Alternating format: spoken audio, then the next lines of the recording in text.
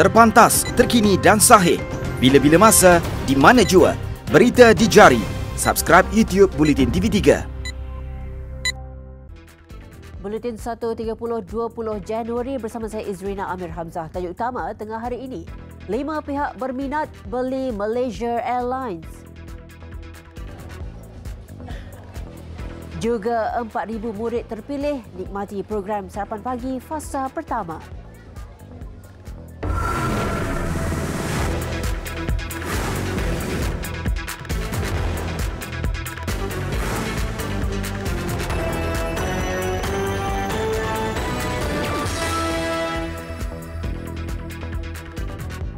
Assalamualaikum dan salam sejahtera. Kerajaan telah menerima 5 kertas cadangan bagi syarikat penerbangan nasional Malaysia Airlines. Perdana Menteri Tun Dr. Mahathir Mohamad berkata pihaknya perlu mendengar daripada semua pihak dan mencari penyelesaian terbaik. Beliau berkata kerajaan sedang mencari rakan strategik bagi Malaysia Airlines yang dibebani hutang. Ini selain dalam proses pemulihan daripada 2 tragedi hitam yang menimpa syarikat penerbangan nasional itu. Jelas Perdana Menteri, meskipun terdapat 5 kertas cadangan, namun sudah tentu ada cadangan yang tidak menepati keperluan. Malaysia Airlines yang dinyasnarai dan diswastakan oleh Khazanah Nasional pada 2014 masih mengalami kesukaran untuk mencatat keuntungan. 4,000 murid daripada 100 sekolah terpilih di seluruh negara menikmati sajian program sarapan pagi PSP percuma fasa pertama yang bermula hari ini. Ketua Pengarah Pelajaran Dr. Habibah Abdul Rahim berkata, PSP adalah program penambahbaikan daripada rancangan makanan tambahan RMT yang kini turut diberikan kepada murid miskin berbanding hanya kepada miskin tegar sebelum ini. Berbanding RMT yang sebelum ini diberikan pada waktu rehat, sajian PSP akan diagihkan kepada murid yang layak pada waktu pagi bermula jam 7 hingga 7.30 pagi. Bagi sesi petang pula, sajian diberikan bermula jam 12.30 tengah hari hingga 2 petang. Kita juga telah mengesyorkan supaya jika dahulunya ia dilaksanakan pada waktu rehat, ada juga sekolah yang menyedia pada waktu pagi, tapi kebanyakannya pada waktu rehat. Jadi kali ini penambahbaikannya ialah ia dilaksanakan pada waktu pagi sebelum bermula sesi persekolahan bagi hari tersebut. Beliau berkata demikian selepas melakukan tinjauan pelaksanaan PSP di Sekolah Kebangsaan Seri Suria di Ibu Negara pagi tadi. Dr. Habibah berkata PSP adalah usaha kementerian menerapkan pengambilan sarapan pagi serta pemakanan sihat untuk murid supaya lebih memberi tumpuan ketika sesi pembelajaran. Selain itu, program itu turut menerapkan nilai-nilai murni, pembinaan sasiah diri dan disiplin terhadap murid. Sebelum ini, program RMT yang dilaksanakan sejak 1979 hanya mensasarkan murid miskin tegar, murid kurang upaya dan orang asli. Penambahbaikan program terbabit turut memberi ruang lebih ramai murid mendapat manfaatnya. Mengikut data pendapatan garis kemiskinan GPK yang dikeluarkan oleh Jabatan Perangkaan Malaysia, status miskin tegar membabitkan pendapatan isi rumah bawah RM620. Status miskin pula membabitkan pendapatan isi rumah bawah RM989. Khamis lalu, Perdana Menteri yang juga pemangku Menteri Pendidikan Tun Dr. Mahathir Mohamad berkata PSP 2020 akan diteruskan seperti yang dijadualkannya bermula hari ini. Bagaimanapun, program terbabit hanya khusus untuk murid yang kurang berkemampuan.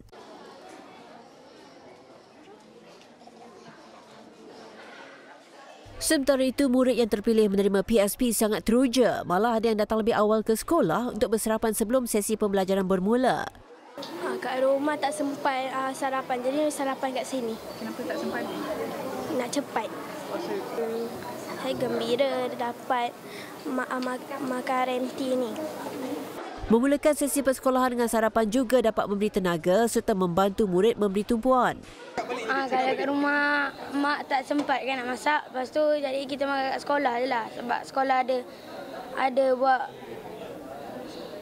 PSB tu. Jadi makanan ni macam mana? Okey lah, sedap. Melalui PSP, lebih 20 hidangan disediakan berdasarkan cadangan Kementerian Kesihatan yang bersesuaian dengan keperluan nutrisi serta kalori murid. Setiap kantin sekolah bertanggungjawab menyediakan makanan untuk program terbabit dan ia dikendalikan oleh guru. Sekolah yang tidak mempunyai kantin, program perlu dikendalikan oleh Persatuan Ibu Bapa dan Guru PIBG Sekolah Terbabit. Menteri Belia dan Sukan Syed Saddiq Said Abdul Rahman hari ini menafikan laporan sebuah portal berita yang mendakwa beliau berada di sebuah kondominium di Jalan Puchong sebelum permis itu diserbu polis pada 13 Januari lalu. Dalam satu kenyataan dikeluarkan, Syed Saddiq berkata laporan Johor Press yang mendakwa pelibatan dalam pesta dadah berkenaan adalah tidak benar dan telah memburukkan imejnya sebagai menteri. Jelasnya lagi, tuduhan wujudnya cubaan melobi projek-projek besar di kementeriannya juga tidak benar dan menjejaskan imej baik kementerian. Tegas ahli Parlimen Muar itu lagi, sejak memegang portfolio berkenaan, pencapaian Kementerian Belia dan Sukan KBS dalam Public Service Corruption Ranking PSCR juga semakin cemerlang.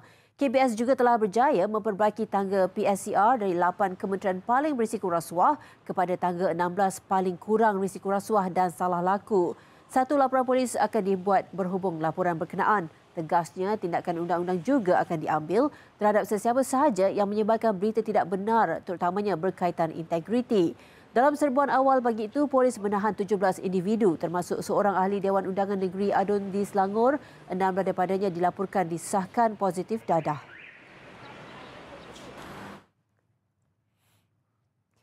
Prosiding membela diri Datuk Seri Tengku Adnan Tengku Mansur terhadap pertuduhan menerima suapan RM2 juta daripada seorang ahli perniagaan ditangguhkan ke 18 Februari. Yang berikutan bekas Menteri Wilayah Persekutuan itu mengalami kecederaan pada lutut kanan selepas terjatuh ketika menuruni tangga di kandang saksi setelah selesai memberi keterangan di Mahkamah Tinggi Kuala Lumpur Jumaat lalu. Peguam Datuk Tan Hock Chuan yang mewakili Datuk Seri Tengku Adnan memberitahu Hakim Muhammad Zaini Mazlan anak guamnya diberi cuti sakit selama 6 hari mulai 17 Januari lalu. Prosiding sepatutnya bersambung hari ini dan esok untuk keterangan secara bersumpah di kandang saksi selepas Mahkamah Tinggi memerintahkannya membela diri pada 14 Oktober lalu. Datuk Seri Tengku Adnan menghadapi pertuduhan menerima suapan RM2 juta daripada pengarah urusan aset kaya mas Sdn Bhd Tan Sri Chai Kin Kong. Timbalan Pendakwa Raya Julia Ibrahim tidak membantah penangguhan pembicaraan kes itu. Hakim Muhammad Zaini menetapkan 18 hingga 20 Februari, 4 dan 5 Mac serta 25 hingga 27 Mac untuk perbicaraan. Pengerusi Education Malaysia Global Services EMGS mengaku tidak bersalah di Mahkamah Session Johor Bahru atas pertuduhan pengubahan wang haram berjumlah RM150,000 2 tahun lalu. Datuk Abdul Rahman Muhammad Sharif yang juga bekas ahli lembaga pengarah Yayasan Perguruan Ilmu membuat pengakuan itu di hadapan Hakim Faiz Ziauddin. Beliau didakwa memindahkan wang berjumlah RM150,000 daripada akaun sebuah bank antarabangsa milik syarikat Mudra Resources Sdn Bhd ke dalam akaun miliknya. Tertuduh melakukan kesalahan itu di Pusat Perdagangan Kebun Teh Lakin pada 24 Disember 2018. Hakim memerintahkan jaminan sebanyak RM30,000 dengan seorang penjamin dengan pasport tertuduh tidak perlu diserahkan kepada mahkamah. Hakim turut menetapkan sebutan kedua kes berkenaan pada 20 Februari ini bagi pengurusan dokumen. Datuk Abdul Rahman didakwa mengikut Seksyen 4/1/B Akta Pencegahan Pengubahan Wang Haram, Pencegahan Pembiayaan Keganasan dan Hasil daripada Aktiviti Haram 2001 Akta 613 yang boleh dihukum di bawah Seksyen 4/1 Akta yang sama. Jika sabit kesalahan, dia berdepan hukuman penjara maksimum 15 tahun dan denda tidak kurang daripada 5 kali ganda jumlah atau nilai hasil daripada aktiviti haram atau RM5 juta yang mana lebih tinggi jika sabit kesalahan. Perintah berkurung di kawasan perairan 7 daerah dalam zon Selamat Timur Sabah S-Zone yang berakhir esok akan dilanjutkan sehingga 5 Februari depan. Pesuruhjaya Polis Sabah, Datuk Omar Mamah dalam satu kenyataan berkata, perintah berkurung dari 6 petang hingga 6 pagi itu meliputi kawasan perairan Tawau, Sempurna, Kunak, Lahad Datu, Kinabatangan, Sandakan dan Beluran.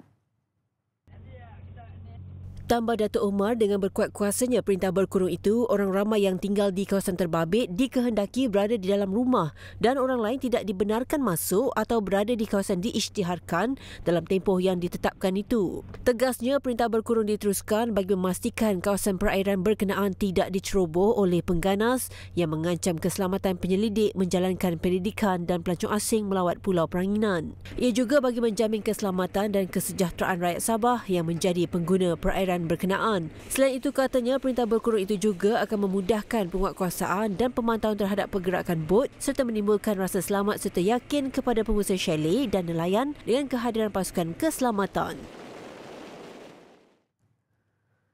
Harga minyak mentah melonjak ekoran ketegangan yang semakin memuncak di Timur Tengah dan Afrika Utara yang menghentikan pengeluaran dan ekspor dari dua negara pengeluaran minyak utama OPEC, Iraq dan Libya. Niaga hadapan New York dan London meningkat lebih 1.5%. Ahad lalu, Iraq menghentikan pengeluarannya di lapangan minyak buat sementara waktu dan bekalan dari tapak kedua berdepan dengan risiko ekoran pergolakan semakin meluas bagi pengeluaran minyak kedua terbesar OPEC. Ia berikutan ketegangan awal bulan ini antara Iran dan Amerika Syarikat membawa spekulasi bahawa konflik kian menjadi dan membabitkan pengeluar OPEC berkenaan. Di Libya pula, National Oil Corp mengisytiharkan force majeure iaitu tekanan atau desakan yang tidak dapat dilawan selepas Komander Khalifa Haftar menutup ekspor di pelabuhan di bawah kawalannya. Harga minyak Brent ketika ini meningkat kepada paras $65.59 setung.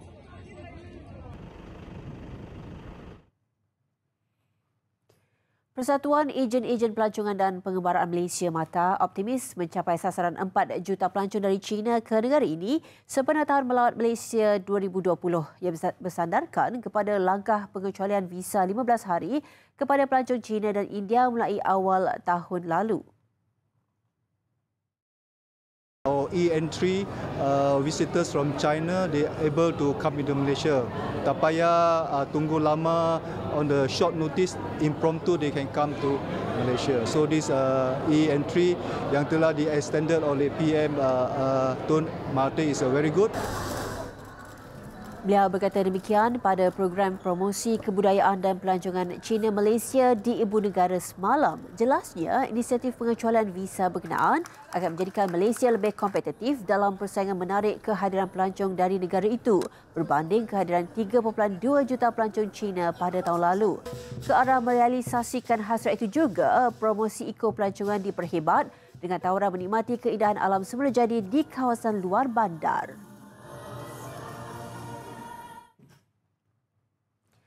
Akibat kesempitan hidup, 5 sekeluarga yang tinggal di Kampung Sungai Serai, Pasir Gudang, Johor terpaksa menjalani kehidupan dalam serba kekurangan.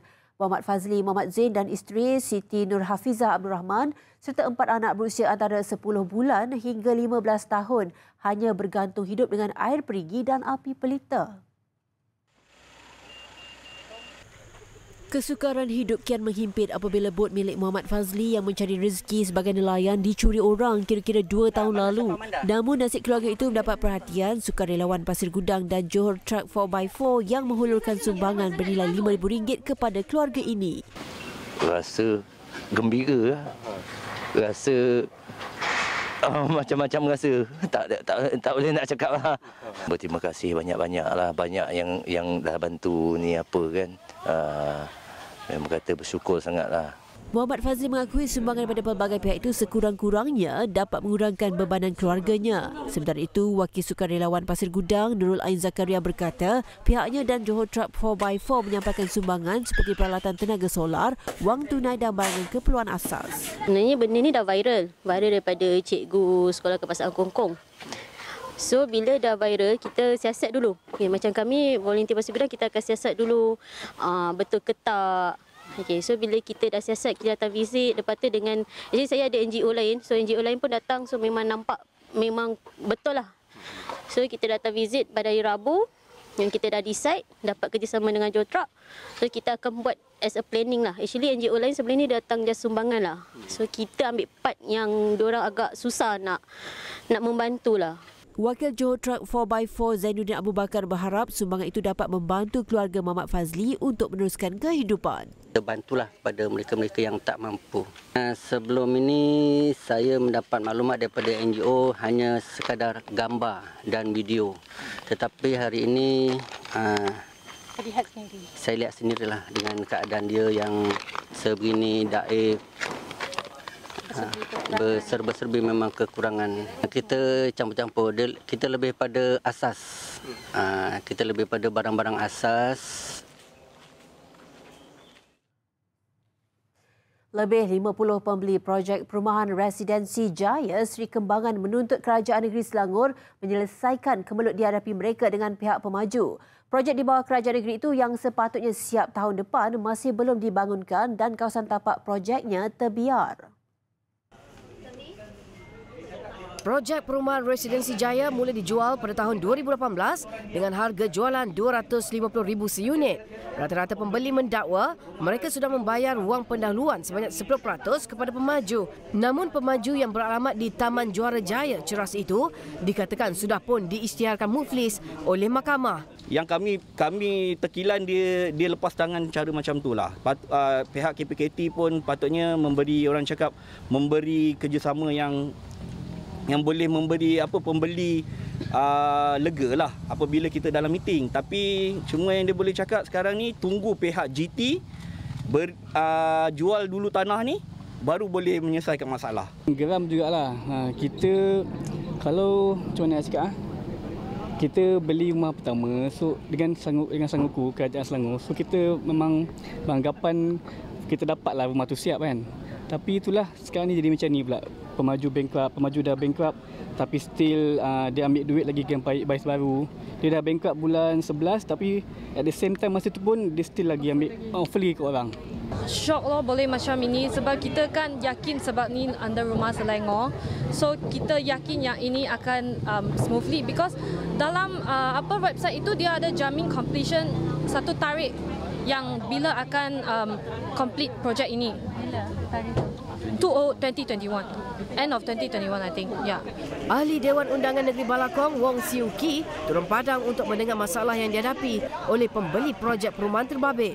Beliau turut mendesak kerajaan negeri campur tangan menyelesaikan permasalahan itu kerana alasan pihak pemaju muflis tidak masuk akal. Bagi saya, sudah terima projek lepas tu announce blank up adalah satu penipuan. Dan kita perlu mengelakkan lagi pemaju-pemaju sebegini.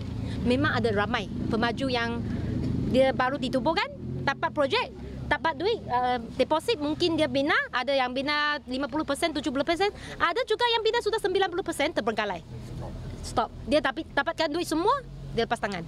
Memang ada banyak dan kita memang perlu ambil tindakan terhadap semua pemaju-pemaju ini. Dan that's why saya rasa yang projek ini masih kira di peringkat awal. Dia untuk berhentikan kerugian yang akan datang lagi, kita memang perlu satu jawapan yang cukup jelas lah daripada pihak syarikat. Ya. Besar impaknya. Selepas hasilnya. Pantas menampilkan prosiding ini secara keuangan maya. Berita di jari. Subscribe YouTube Bulletin TV3. Laporan luar negara, China mengesahkan 139 kes baru virus misteri mirip sindrom pernafasan akut teruk SARS termasuk kematian ketiga. 2 kes disahkan di selatan Guangdong manakala satu lagi kes disahkan di Shenzhen. Ini adalah kali pertama kes dilaporkan di luar bandar Wuhan di China. Dari 158 kes yang dilaporkan di Wuhan, 170 daripadanya masih dirawat. Manakala 25 lagi telah sembuh. Setakat ini, Jepun dan Thailand masing-masing melaporkan 1 kes. Beijing dalam pada itu akan mempertingkatkan usaha untuk menangani wabak itu. Hampir 80 banduan berbahaya melarikan diri dari penjara Paraguay berhampiran sempadan Brazil. Menurut jurucakap polis, kesemua banduan itu melarikan diri menerusi terowong yang digali di penjara terletak di Bandar Pedro Juan Caballero. Pasukan polis digerakkan ke sempadan bagi memburu banduan berkenaan. Kesemua banduan yang melarikan diri itu termasuk 40 rakyat Brazil dan 36 dari Paraguay. Menteri Keadilan Cecilia Perez berkata kerja menggali terowong berkenaan mengambil masa beberapa minggu. Susulan kejadian, warden penjara terbabit dipecat manakala berpuluh pengawal keselamatan ditahan. Sebahagian besar banduan yang terlepas itu adalah ahli kumpulan jenayah dikenali sebagai First Capital Command iaitu antara kumpulan paling berkuasa di Brazil. 5 buah bangkai van yang terbakar dipercayai digunakan untuk melarikan diri ditemui di Ponta Porra, sebuah bandar di Brazil. Besar impaknya. Selepas hasilnya. Pantas menampilkan prosiding ini secara keuangan maya. Berita di jari. Subscribe YouTube Bulletin TV3. Sukan. Hasrat Selangor untuk menjuarai Piala Cabaran Asia 2020 tidak kesampaian selepas tewas 4-2 dalam penentuan sepakan penalti kepada wakil Thailand True Bangkok United malam tadi. Beraksi di Stadium Shah Alam dalam keadaan padang yang kurang memuaskan, Selangor dan True Bangkok United terikat tanpa jaringan sepanjang 90 minit permainan. Selepas cemerlang pada perlawanan pertama kemarin, Selangor dan True Bangkok United sekali lagi turun di Stadium Shah Alam untuk merebut gelaran juara sulung Piala Cabaran Asia 2020. Pertembungan dua pasukan teratas itu sepatutnya berlangsung rancak, namun keadaan padang yang kurang memuaskan jelas mengganggu corak sebenar permainan kedua-dua pasukan. Sepanjang babak pertama, Selangor dan True Bangkok United nampak bergelut untuk menjadikan gol walaupun beberapa peluang terhidang berjaya dihasilkan. Kekal tanpa jaringan tamat separuh masa pertama, Selangor dan True Bangkok United melakukan rombakan besar-besaran dalam kesebelasan utama. Memasuki separuh masa kedua, namun kebuntuan gol terus menjadi penghalang kedua-dua pasukan tamat 90 minit permainan. Tiada masa tambahan, penentuan juara terpaksa ditentukan melalui sepakan penalti. Dua sepakan penalti yang gagal disempurnakan Zahril Azri Zabri dan Halim Saari menyaksikan True Bangkok United dinobat selaku juara sulung Piala Cabaran Asia 2020 dan membolehkan wakil dari Thailand itu membawa pulang hadiah wang tunai $10,000 Amerika.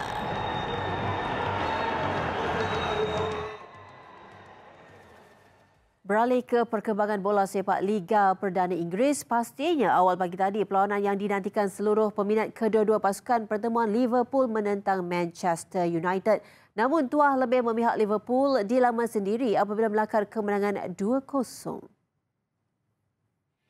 Liverpool mendahului perlawanan menerusi tandukan Virgil van Dijk pada minit ke-14 dan kedudukan 1-0 kekal hingga tamat separuh masa pertama. Kembali selepas rehat, skuad kenalian Ole Gunnar Solskjaer cuba memperkemaskan permainan.